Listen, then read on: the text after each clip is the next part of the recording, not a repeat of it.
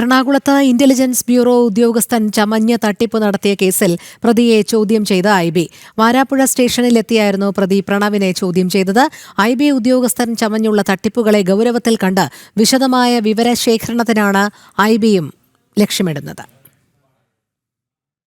വരാപ്പുഴ സ്വദേശി പ്രണവ് കൂടുതൽ തട്ടിപ്പുകൾ നടത്തിയിട്ടുണ്ടെന്ന നിഗമനത്തിലാണ് ഐബിയും പോലീസും.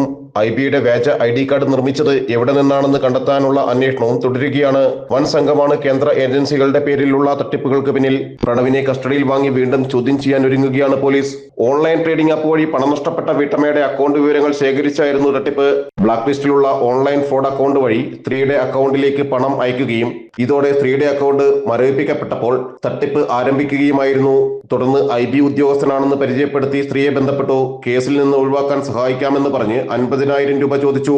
15,000 രൂപ വാങ്ങിയ ശേഷം വീണ്ടും പണത്തിനായി ഭീഷണിപ്പെടുത്തുകയായിരുന്നു. സ്ത്രീയുടെ പേരിൽ വ്യാജ ID ഉണ്ടാക്കി കൂടുതൽ തട്ടിപ്പുകൾക്കും ശ്രമിച്ചിരുന്നു. ആൾമാറാട്ടം, വ്യാജരേഖ ചമക്കൽ ഉൾപ്പെടെയുള്ള വകുപ്പുകളാണ് ചുമത്തിയിട്ടുള്ളത്. രാജ്യസുരക്ഷയെ തന്നെ ബാധിക്കുന്ന വിധമാണ് രഹസ്യാന്വേഷണ വിഭാഗങ്ങളുടെ പേരിലുള്ള വ്യാജരേഖകൾ ഉണ്ടാക്കിയുള്ള തട്ടിപ്പുകൾ. ജനം, കൊച്ചി.